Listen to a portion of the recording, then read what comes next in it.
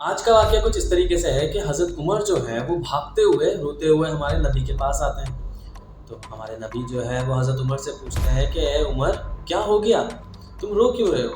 تو حضرت عمر فرماتے ہیں کہ دروازے پہ کھڑا ایک جوان رو رہا ہے اور اس کو دیکھ کے میں رو رہا ہوں. تو ہمارے نبی فرماتے ہیں کہ اس جوان کو اندر بھیجو. جب وہ جوان اندر آتا ہے تو ہمارے نبی اس سے پوچھتے ہیں کہ اے جوان کیا ہو گیا، تم رو کیوں رہے ہو؟ تو وہ جوان فرماتا ہے کہ یا رسول اللہ صلی اللہ علیہ وسلم، میں اپنے گناہ کی وجہ سے رو رہا ہوں اور اپنے رب کو ناراض کرنے کے خوف سے رو رہا ہوں. تو ہمارے نبی اس سے پوچھتے ہیں کہ اے جوان کیا تجھ سے شرک ہو گیا ہے؟ تو کہتا ہے نہیں. تو ہمارے نبی اس سے پھر سے پوچھتے ہیں کہ کیا تو نے کسی ناحق کا قتل کر دیا ہے؟ تو کہتا ہے نہیں. تو ہمارے نبی فرماتے ہیں کہ پھر تیرے گناہ 7 آسمان جتنے ہی کیوں نہ ہوں، اس ساری زمین کے جتنے، ان سارے پہاڑوں کے جتنے، وہ رب پھر بھی تجھے معاف کر دے. تو وہ جوان کہتا ہے کہ میرا گناہ اس سے بھی بڑھ کر ہے یا رسول اللہ صلی اللہ علیہ وسلم. ہمارے نبی جو ہے اس سے پوچھتے ہیں کہ تیرا گناہ بڑا ہے یا عرش الہی؟ وہ کہتا ہے میرا گناہ بڑا ہے. ہمارے نبی اس سے پوچھتے ہیں کہ کیا تیرا گناہ بڑا ہے یا رب الذوالجلال؟ وہ کہتا ہے کہ بے شک ہمارا رب سب سے بڑھ کر ہے. ہمارے نبی فرماتے ہیں کہ پھر بے شک وہ تمہیں معاف کر دے گا. تو ہمارے نبی سے پوچھتے ہیں کہ تم مجھے اپنا گناہ بتاؤ. وہ کہتا ہے کہ یا رسول اللہ صلی اللہ علیہ وسلم، مجھے آپ کو اپنا گناہ بتاتے ہوئے شرم آ رہی ہے. ہمارے نبی کہتے ہیں کہ تم فکر مت کرو، تم مجھے اپنا گناہ تو بتاؤ.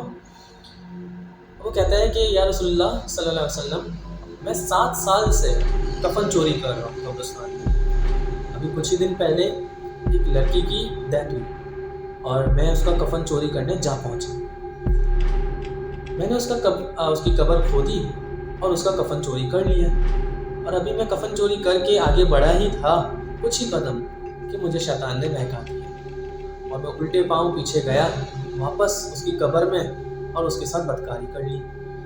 اور ابھی میں بدکاری کر کے آگے بڑھا ہی تھا کچھ کہ وہ لڑکی جو تھی وہ کھڑی ہو گئی اور مجھے کہنے لگی کہ اے بندے، تجھے اس رب کا خوف نہیں؟ ہر مظلوم کو ظالم سے بچاتا ہے.